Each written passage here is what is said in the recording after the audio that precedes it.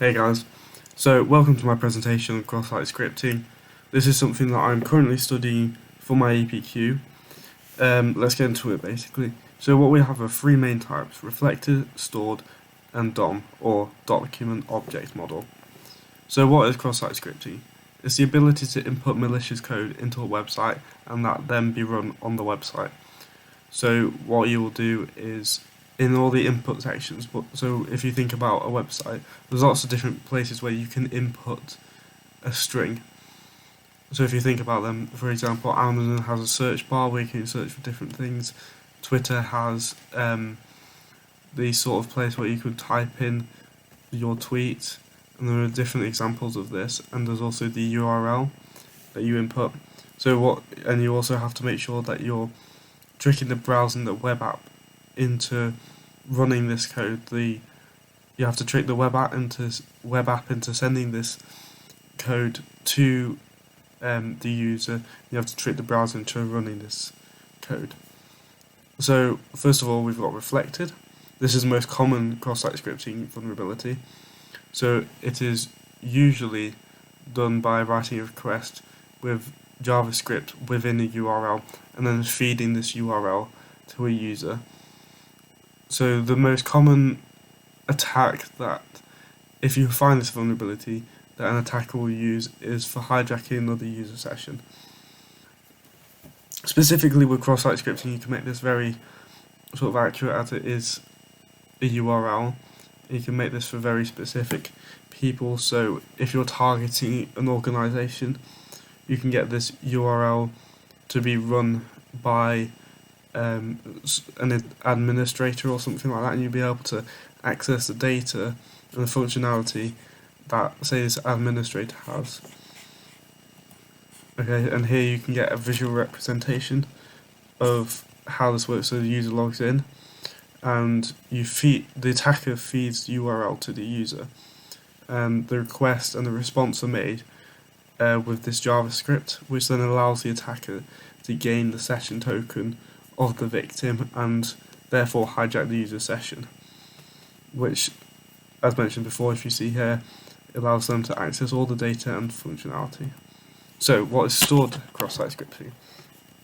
The reason it's called stored is because it is stored by the application.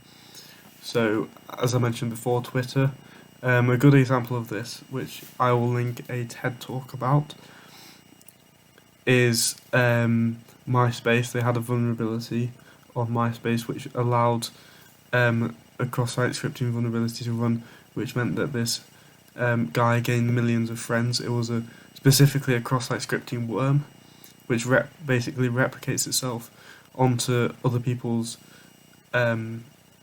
accounts and their pages, which meant that it spread rapidly across the whole of MySpace almost. So it's run when the user views the page where it's displayed, which means that the malicious code is run. This one's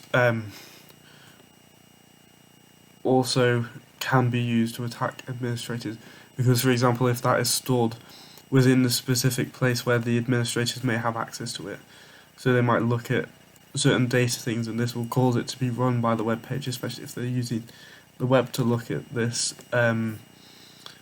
the data that they have collected and the data that they have stored. And as you can see here, there's another visual representation of how it would work.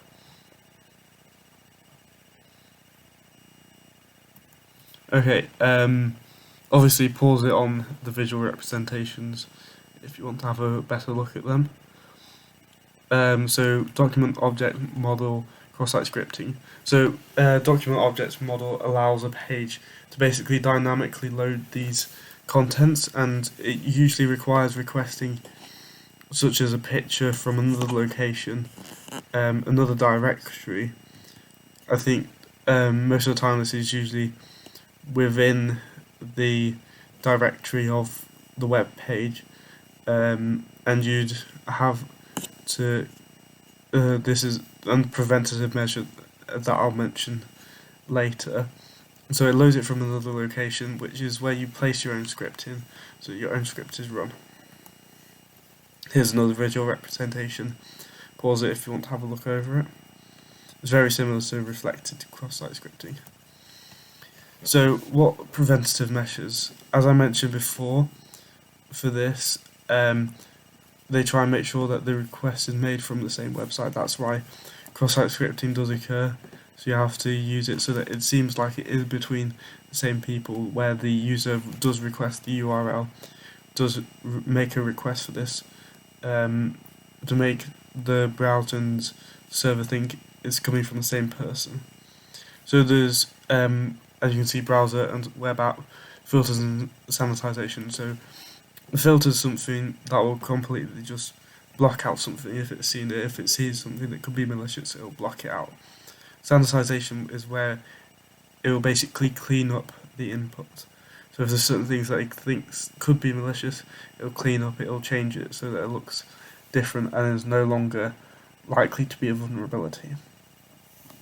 So there's this can be done by not permitting certain characters. You'll often see this in email addresses or perhaps your date of birth. So how is it still exploited with these filters? There are many ways, and you can search this up. There is sort of cross-site scripting sheets that you can sort of look at. This will show a different variety of ways that you can run JavaScript without it being caught. So if it sanitizes a string by preventing certain characters, you can use different ways of encoding it, such as UTF-7, which is less common than UTF-8. UTF-8 is the general one. The less common ones are less likely to be picked up or less likely to be known. So stuff like Burp Suite, I don't know if you guys have heard of that. You can use that as a way to find cross-site scripting filters. It aids you in finding it, as the browser doesn't have cross-site scripting filters, so you can work on that exploit through the web application first, and then find the exploit for the browser as well, which makes it a little bit easier. You can understand it. It allows you to see the requests and the responses between you and the browser, which can make you see where the vulnerability might be. So you guys, if you want, can watch the TED Talk and maybe have a go. I suspect this will probably be blocked on school. If it is, have a go at home. Search out, have a look about, if you guys are interested about this vulnerability. Have a look at the cross-site scripting game. It is a very good sort of visual representation of how it might work, and hopefully you find it interesting. Thank you very much for listening to my presentation.